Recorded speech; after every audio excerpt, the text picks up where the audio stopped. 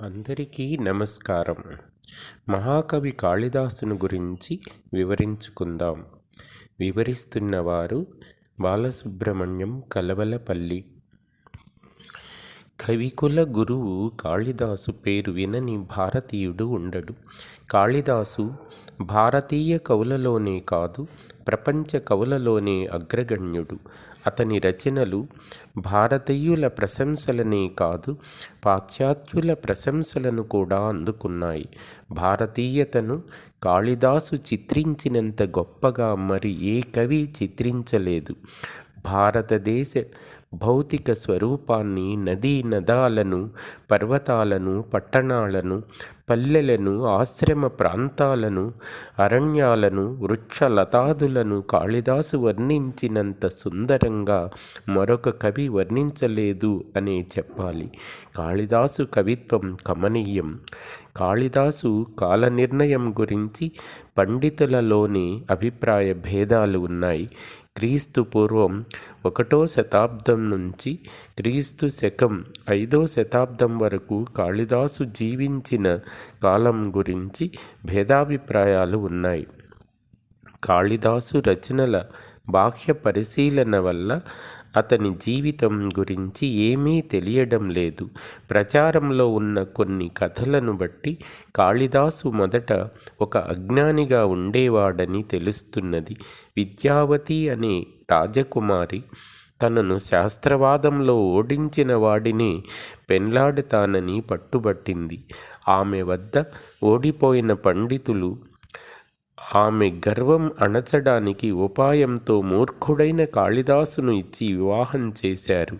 ఆమె తర్వాత అసలు విషయం తెలుసుకొని దుఃఖించి కాళిదాసును ఇంటి నుండి వెళ్ళగొడుతుంది. కాళిదాసు కాళీమాతను ఆరాధించి ఆమె వరప్రసాదంతో కవితా ప్రతిభను సంపాదించాడు. అందుకే అతనికి కాళిదాసు అనే పేరు వచ్చింది.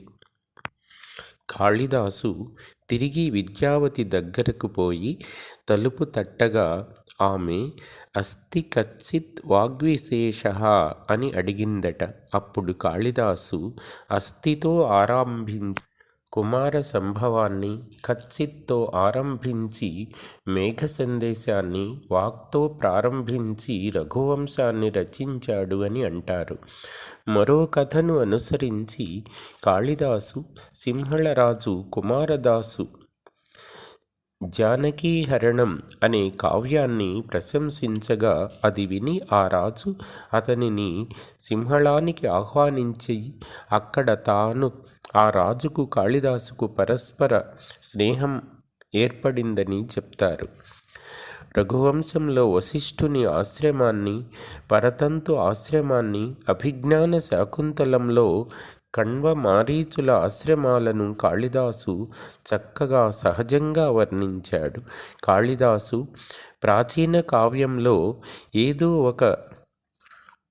ప్రాచీన భారతంలో ఏదో ఒక గురుకులంలో విద్య నేర్చుకుని ఉంటాడని అంటారు. కాళిదాసు రచనలను బట్టి అతను వేద బ్రాహ్మణ ఉపనిషత్తులను చదివాడని, దార్శనిక శాస్త్రాలను లోతుగా అవలోకించిన వాడని తెలుస్తున్నది. అతనికి అర్థ, ధర్మ, నీతి, కామ, అలంకార, నాట్యశాస్త్రాలలో మంచి ప్రవేశం ఉన్నదని కూడా అవగతమవుతుంది.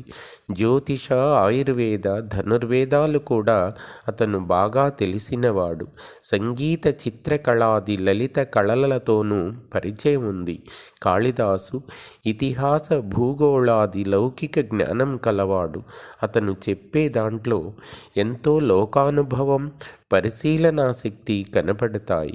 కాళిదాసు శివాభిమాని అయినా శ్రీరాముని, అతని వంశజుల చరిత్రను రఘువంశంగా రచించాడు.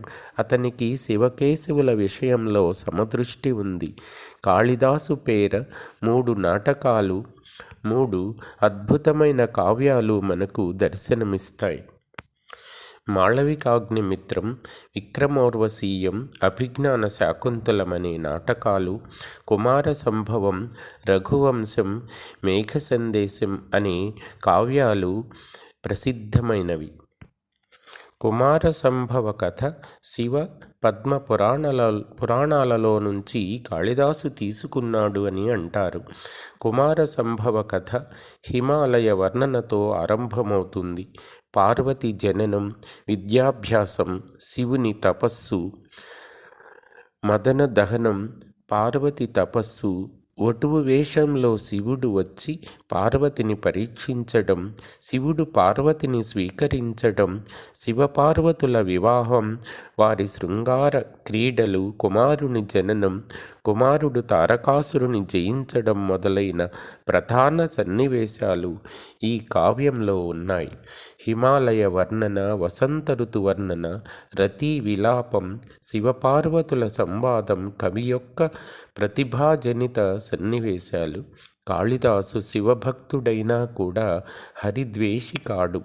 హరి అవతారమైన రాముని వంశ చరిత్రను రఘువంశ కావ్యంగా రచించాడు. దిలీపుని మొదలుకొని అగ్నిపర్ణుని వరకు రఘువంశ రాజుల వృత్తాంతం రఘువంశ మహాకావ్యంలో నిబంధితమైంది. రఘువంశ రాజులలో దిలీప, రఘు, అజ, శ్రీరాముల చరిత్రలని కాళిదాసు వివరంగా రచించాడు.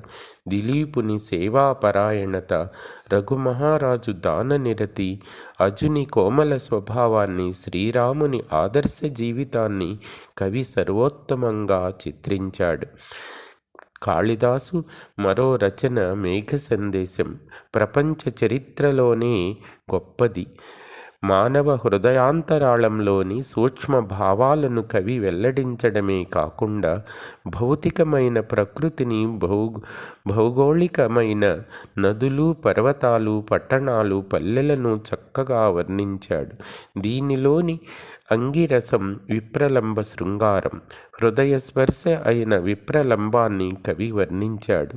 యక్షుడొకడు అలకాధిపతి కుబేరుని కోపానికి గురి అయి 1 సంవత్సర కాలం భార్యా వియోగంతో రామగిరి ఆశ్రమ ప్రాంతాలలో జీవితాన్ని గడుపుతూ ఉంటాడు. వర్షాకాలం రావడంతో అతనికి భార్యా వియోగం భరించరానిదవుతుంది. అప్పుడు యుక్తాయుక్తం తెలియక ఆకాశంలోని మేఘాన్ని తన భార్య దగ్గరికి దూతగా వెళ్ళమని యక్షుడు వినయపూర్వకంగా ప్రార్థించి మొదట తన భార్య ఉండే అలకాపురానికి పోయే దారిని వర్ణించి తర్వాత అలకా నగరంలోని తన ఇంటి గుర్తులు, తన భార్య వియోగ స్థితిని వర్ణించి చెప్పాడు. తరువాత యక్షునికి సందేశం చెప్పి పంపుతాడు. జయదేవుడు కాళిదాసు కవిత్వాన్ని సరస్వతికి విలసనంగా పేర్కొన్నాడు. అందుకే ఆ మహాకవి కాళిదాసు లోకప్రసిద్ధుడయ్యాడు. ధన్యవాదాలు.